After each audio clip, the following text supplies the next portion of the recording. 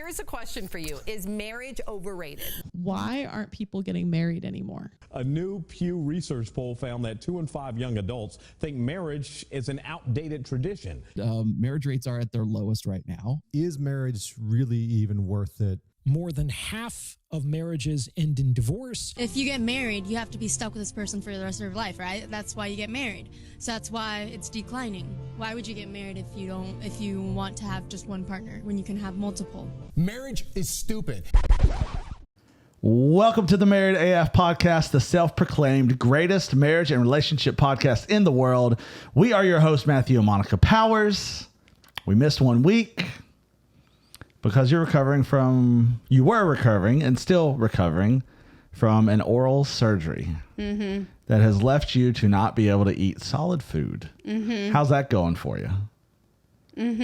That's all I get? I don't ever want to have to eat mashed potatoes again. I'll say just before this, you're saying, I don't think I'm ever going to eat another potato again in my life. Soft foods and liquid diet.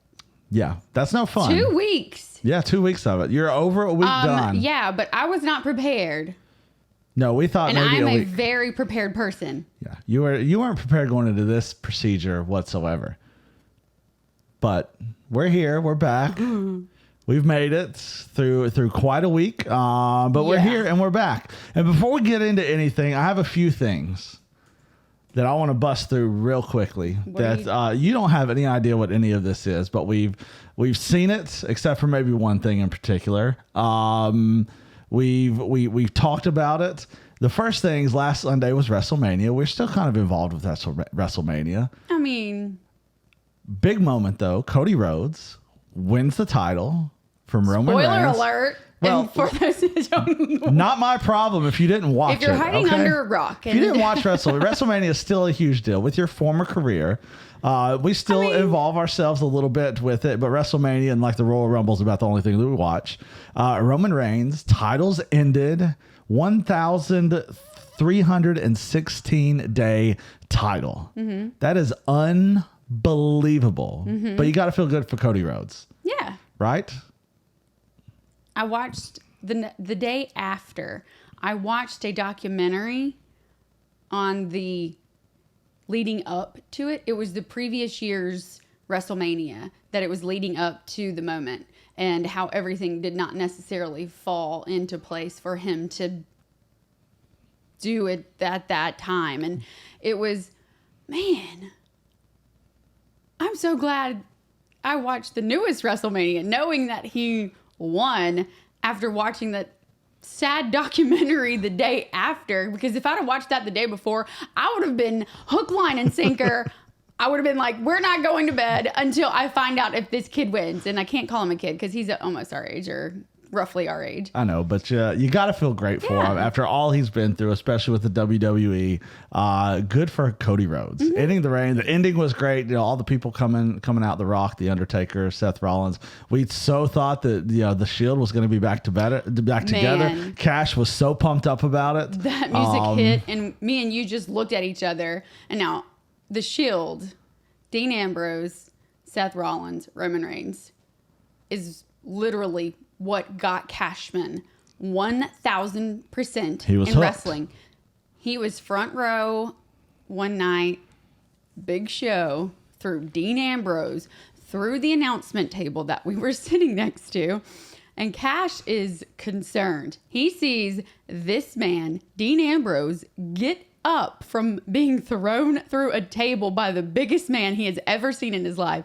And that's all he wants to be. That was it. He wants to be this guy. So for years, Cashman was Dean Ambrose. He was. And then when Dean Ambrose left, Dean Ambrose better than Dean Ambrose. Yep. And he even has him with Cash's sign and all. I mean, it was a whole thing. But when that hit, instantly we heard that, and it took Cash maybe a split second longer. He jumps up because he was about to go to bed. He knew. He was like, the Shield is back. No way. Dean Ambrose is way. back. If Dean Ambrose would have been there, that would have pushed things over the top. Would have been one of the greatest moments ever. But congrats to Cody Rhodes. Yeah, He that was definitely really deserves cool. it. It's really, really cool. The next thing is, this happened this past week also. We talked about this last night. I know people are going to hate this, but the eclipse is the dumbest, most overhyped thing in the world. I don't get it. I don't understand it. It is ridiculous how overhyped the eclipse is. Okay? It just is. Do you remember on that day, it was cloudy here. It was. And actually it was raining a little on and off. That's how cloudy it was. I mean, it was very few break apart clouds to even see the sun. Right.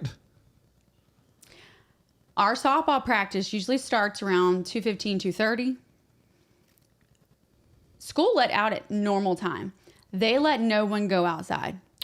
Because why? Because they didn't want anybody to look up at the sun.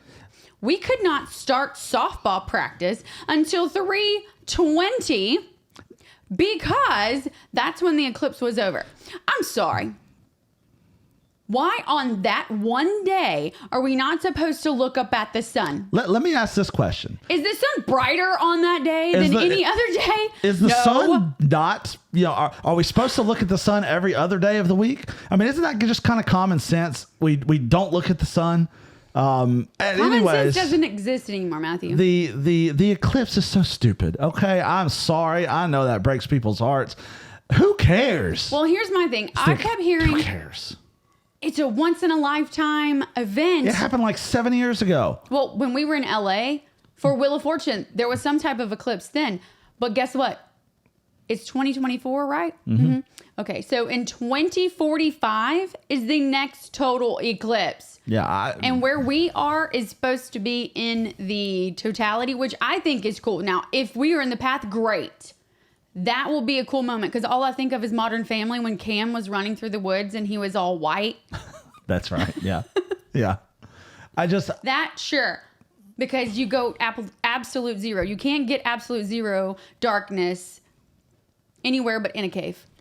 You know what I think? If I want absolute darkness, I'll go in our basement into the closet that is in our basement that has zero light. I'll shut the lights off and bam! Oh, I got an eclipse. Amazing.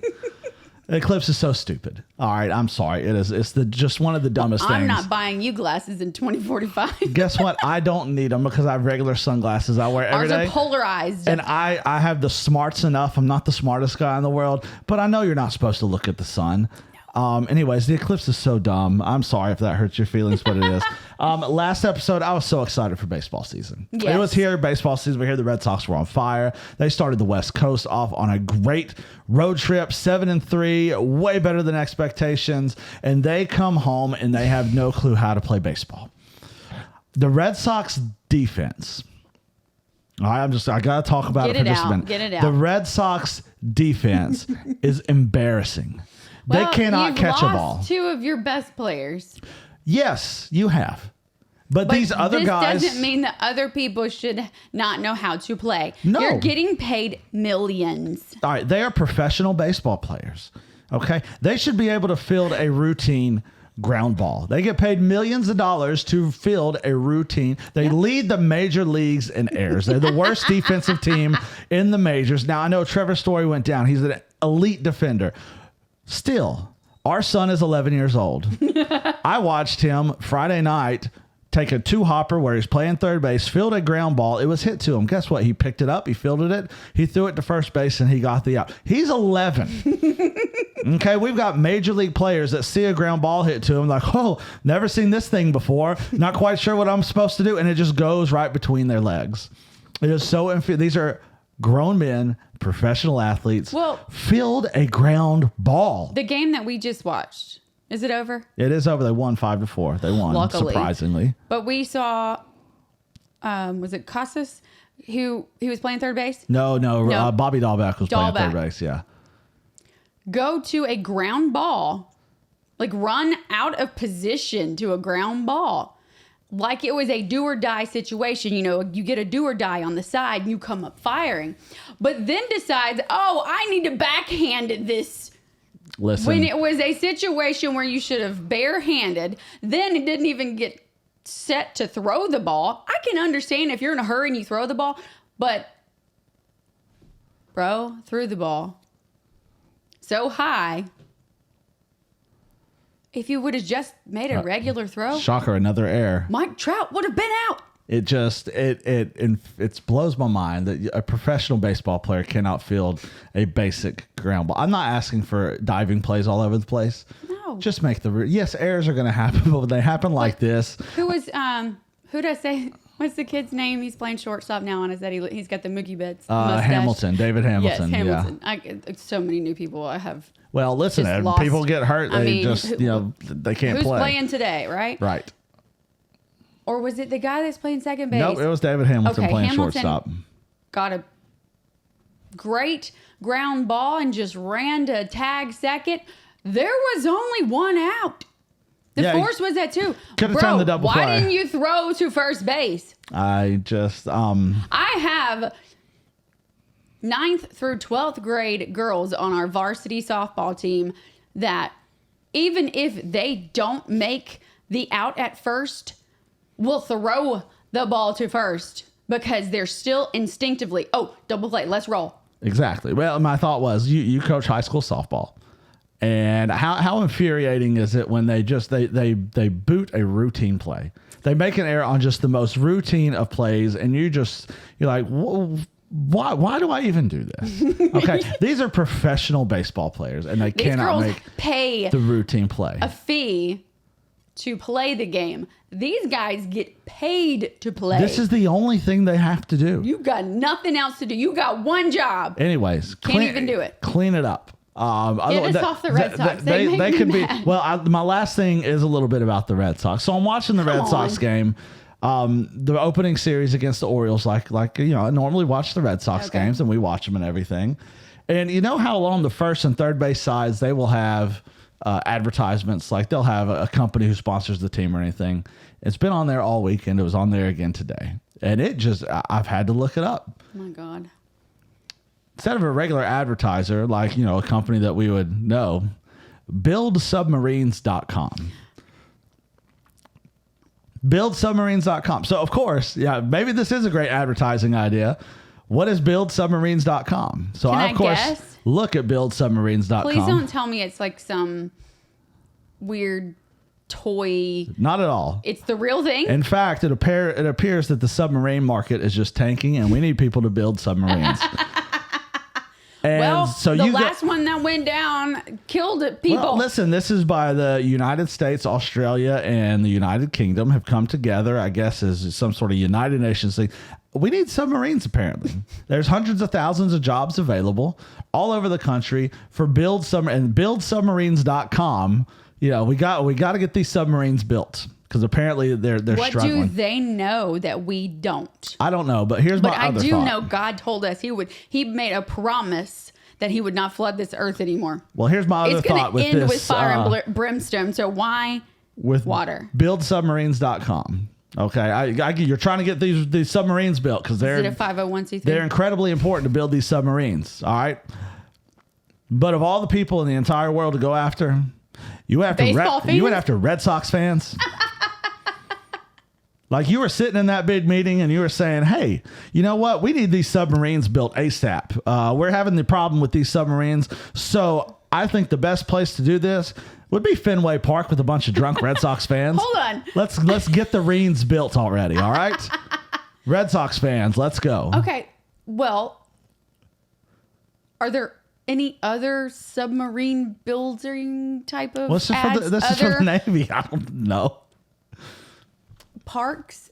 Not to my knowledge. Okay, well, there might be, but I kind of get why they're going to Fenway Park. Why they're putting it at Fenway. Because? Harvard and MIT? Boston College? Boston College. BU? They're maybe. all right there. They are, but I'm sorry. They need some geniuses. And maybe they grew up in Boston and it's a childhood thing and they have season tickets and they're like, oh, wow. Or this place got so much money, they just need to blow it. Or Tax that, write-off. or listen, they're saying, hey, the Red Sox can't field anything. Maybe we can get some of these guys to build some of these submarines for us. Maybe they can So weld. listen, everybody, get these submarines built because the submarine market is tanking. Okay. All right, Gen Z Bible time. Really quickly before we get into it. Mark, chapter 2. This is the man who was lifted down on the mat through the house. Oh, boy. So Jesus was back in Capernaum after a while, and word got out he was chilling at this house. Immediately, a whole bunch of people gathered there. Like, seriously, it was packed to the max. There was no space even near the entrance, and Jesus started preaching his stuff. Then these dudes showed up, bringing a friend who was paralyzed and couldn't move on his own. Yeah, he was being carried by 4 guys. But the place was so crowded that they couldn't get close to Jesus. So they got creative and went to the roof above him. They straight up busted a hole in it and lowered their paralyzed buddy on a bed. When Jesus saw their strong faith, he was like, yo, dude, your sins are forgiven, bro. But there were some scribes there sitting around and thinking in their heads, they were like, why is this guy talking about blasphemous stuff? Only God can forgive sins, man. Jesus sensed that they were thinking like he had some crazy spiritual power or something. And he said to them, why are you having these deep thoughts in your hearts, guys? Then he dropped some knowledge bombs on them, asking, what's easier to say? Your sins are forgiven, or get up and grab your bed and walk to this paralyzed dude? But just to prove a point, Jesus was like, check this out, my peeps. The Son of Man has the power to forgive sins on earth. And then he turned this paralyzed dude and said, yo, dude, get up, grab your bed, and head home. I love it. Love it. Yo, dude, get up, grab your bed, and go home. Gotta love that Gen Z Bible. We love The Chosen.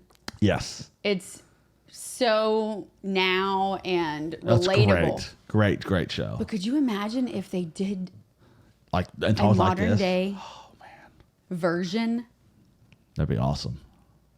but made everything modern?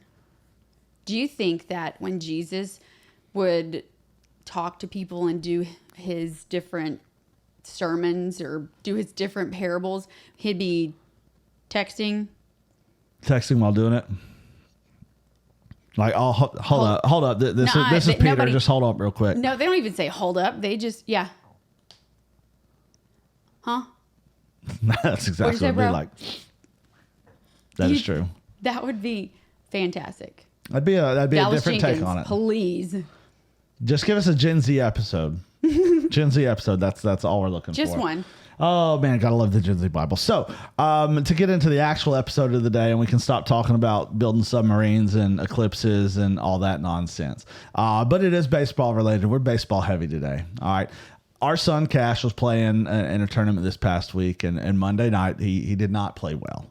He had a difficult game. He just couldn't seem to get out of an inning. Couldn't throw strikes. He was getting frustrated. Had a whole lot on himself. Didn't have a good night at the plate. Played again the next night. Didn't pitch, but again just did not have a good night. And he's been in his head all season long. He's been stressed. It's just like he's not having fun anymore. And he's even kind of mentioned like I can't. He's very, very frustrated. Extremely frustrated. But you especially seem to have this because we coach him. Yes, I coach him baseball too. But when you're not doing softball, you're coaching him also. But the thought, not from behind the fence or in the dugout. Like, I am on the field just so like actually on the field, like an official official coach. And I know men hate this idea of a woman. You get over yourself already. She knows more than you do, anyways. So but fantastic. Listen, so we got home Tuesday night. Yes, he was frustrated. And you kind of had this epiphany because we're talking about Cash and just what he's going through and how he's feeling everything. And well, he rode home with me. Yes, and it's hard. It's heartbreaking to watch. We had a serious heart-to-heart conversation. So kind of walk through that just a little bit. Because I think it was that day I went and bought him a new bat. I think it was that day. Yeah, it may have been that day, or the day before that day, one of the 2 days. But anyways, he was riding home with you, so to kind of walk us through that. He started using that bat that day. And the bat was because when he gets to middle school, he'll be playing, if he makes the team or tries out, he will be playing for school ball now. So he has to have a different bat. So I got the bat, super excited about the bat. And he was excited about the bat, couldn't wait to use it. It's a little heavier. It's the same exact bat he has now, just a different drop. Well, the way home, it was... I don't know if I want to play. And we were just discussing so many different things. And I just straight up said, buddy, if you don't want to play, that's fine. You do not have to follow in your parents' footsteps any way possible at all. We are absolutely okay with it. If you don't want to play, don't play because we want you to play. And that is what a lot of parents need to hear. I was going to say, I think that because we can easily project on our children these ideas and these thoughts and a lot of pressure that they feel that they can only make their parents happy and proud of them if they achieve X, Y, and Z. And when it comes to sports, well, I need to be a good baseball player. I need to be able to do this. I have to do this. Otherwise, my parents aren't going to love me. They're going to think I'm no good. And I think unknowingly, a lot of the times, parents can push that onto their kids without ever even realizing it. And it's something that we've been really adamant to let him know, like, you don't have to play baseball for us to love you. Nope. We love baseball, and we know that you have loved baseball. But if you don't, and you don't want to play, that doesn't make us feel any different about you than we do right now. No. And I think a lot of parents, you're right, need to hear that and need to understand that just because their child doesn't do what you wanted them to do, they need to know that, hey, I still love you and you still matter and what you want matters and I still care for you. And whatever your passion is, I'm here as your parent to help lead and guide you and get you the things that you need to be able to achieve that. And the most of the parents that need to hear that are the ones who probably peaked in middle school and high school. At times, And absolutely. It's hard to hear that. And sometimes when it hurts to hear those things, you needed to hear it. But what Cash said next just floored me. He said he didn't know if he wanted to try out for middle school anymore because he was afraid that he would not make it. Oh, that sank my heart to my stomach. I didn't even know how to respond. We got home. He went straight to the shower. I went straight to making dinners. And you and Elkie were sitting in front of me and we were talking. I was telling you about the conversation and Elkie actually walked up in the middle of the conversation and she's just looking, doing her little fun faces. Just being Elkie. And I don't know what came over me because I do push him. I push him hard and he wears his heart on his sleeve. He does not want to hurt anyone's feelings. So he will not speak up if he thinks he's hurting my feelings or your feelings. He will just suffer through whatever's happening.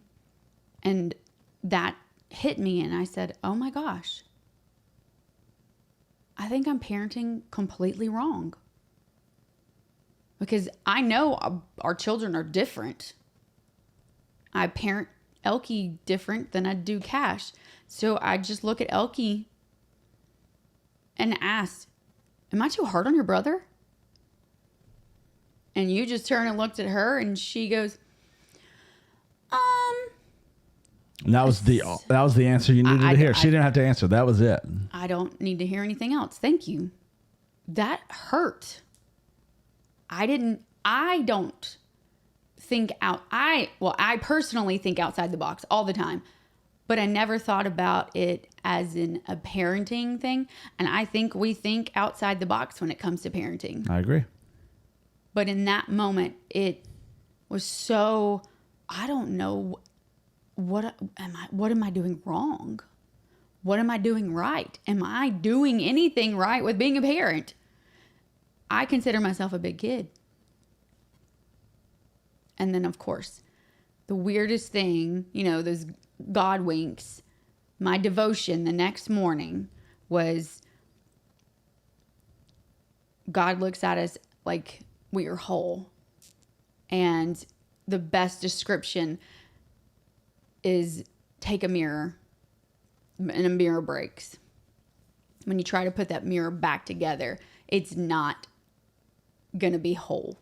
There's going to be different pieces and versions of yourself. You're going to see different things. And we go and pick the version we want. And that mirror, and we just look in that one. in reality, we're all broken. But no matter how broken we are, God still sees us as a whole. And that broke me. I'm like, oh, what are you trying to do? Because all I thought of was parenting. What was I doing wrong? What am I doing right? And then that devotion popped up and I said, well, where do I go from here?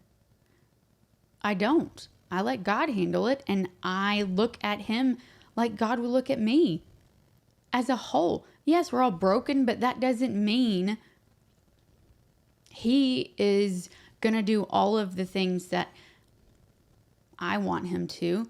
I want him to do all the things that he wants to do.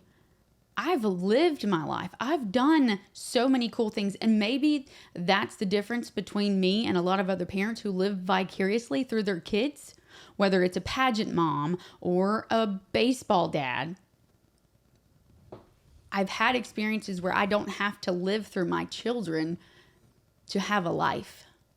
I don't have to have my weekends filled with out-of-town tournaments or my bank account be drained because the most expensive bag in my house is my son's baseball bag. And it is. Because of the cleats and all the bats and The bats, the gloves. helmets, all the things.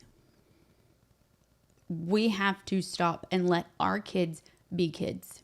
Yes. Now, as parents, we are there to guide them and push them in the right direction, just as the Lord does for us. Because when we want to take it into our own hands, we will get off of the path and we will see the shiny thing and think that's the way that we're supposed to go. And we are supposed to allow God to orchestrate our lives to say and correct us and put the people in our lives to correct us, to say, hey, you're getting outside of what I have for you. But we're supposed to do the same thing with our children. We can't just let all of our children to make all their decisions on their own. Otherwise, they will stick forks and knives into light sockets all the time. That's what parents are supposed to do. But when it comes to this, and our children's dreams and the things that they enjoy and what they're passionate about, we as parents, I don't think are here to say, well, hey, you have to play baseball, or you have to do dance, or you have to do this, or you have to sing, or you have to do music. But find out where your child is passionate, where they excel, and as a parent, be able to guide them in the correct way towards whatever that passion is. Because when it comes to baseball for Cash, he's been passionate about it his whole life, but that may not be the thing for him, and it may be. We don't know, and it's really up to him. He's 11. He's 11. We're here to support him in whatever he decides. The biggest thing for us is to make sure that he puts God first and really lets God push him in the right path, and for us to be aligned with God to make sure that we are being the ones who push him in the right path. Because if we're outside of him, then it gets all sorts of messed up. It does. But I remember after that happened that morning, everything got canceled on Wednesday because of storms. So we were sitting on the couch. I want to say we were probably watching baseball. Cash is sitting to my right. You're sitting to my left. We're on the couch facing the TV. And Cash just starts talking about,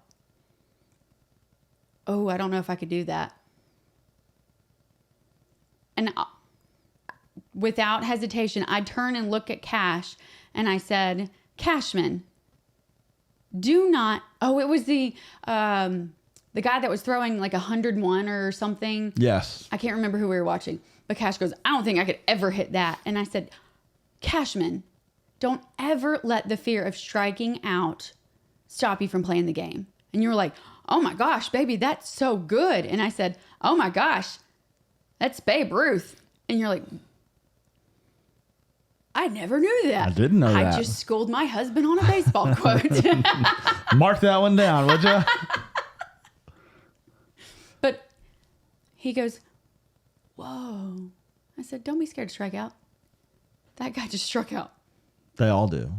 There's one big thing to learn that, especially in baseball, it's the most difficult sport there is. It is a game of failure where if you fail 7 out of 10 times, you're a future Hall of Famer. Right? There's nothing else out there like it where you can fail that often and be considered great. And that's hard for any. I mean, failure is difficult, but we all learn from our failures. That's why baseball is so difficult, and that's the challenge that he's facing right now. Is he's experiencing some failure and things not going. Because last year, he hit like 800 and never didn't get a hit and struck everyone out. And he's facing challenges this year. I mean, he was inches away from hitting baseballs out of big fields, big parks, and he's experiencing some challenges, which overall is good for him. Not just if he continues to play the sport, but in life, to know that, hey, things are going to challenge you. You're going to hit roadblocks. It's going to be hard. It's going to be frustrating. You're going to want to quit, but this is going to teach him that, hey, I can overcome this. Yep. That I don't think I can, but I most certainly can. The other thing that you said before we go, the mirror is such a great example. And I think that the enemy does such a great job of making sure we're focusing on just that one broken, not that one broken piece, but that particular broken piece, where maybe we ruined this relationship, or maybe we failed in this, or we failed in that. We're so focused on that where we never see the whole.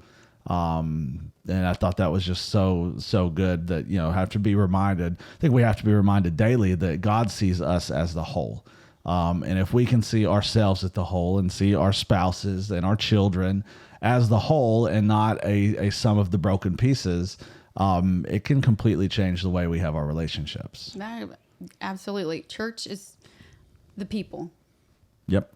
And the people are broken. Yeah. I mean, it's a hospital for broken people. It is a hospital. And as long as the church remains a hospital for the broken, it can be a place where people are able to get pieced back together and being viewed in the eyes of God, of being viewed whole and not a sum of your jacked up, messed up, broken mistakes. It's the only way you can move forward. It's the only way we can move forward. Yep. So I thought that was good, but we got to go. Okay. Got to get out of here. That was awesome, though. Build those submarines, guys. Got to get those submarines built. We got to get out of here on a lighter note. Make sure we build the submarines already. Praise out, Powers. God, we love you. We're so thankful for what you're doing. Just when it comes to our relationships, God, when it comes to the mirror, just help us be reminded that you see us as the whole. You see us for who we are. You call us by name. You do not call us by our mistakes. You do not call us by our past, but you call us by name. And in all of our relationships with our children, with our families, that we just can be reminded of that, and that they too are whole, that they're not a part of their broken past, that they too need to be called by name, and that you will just, we will allow you to lead us in every aspect of our lives and just trust the path that you have for us. In Jesus' name we pray, amen. Amen. Play ball.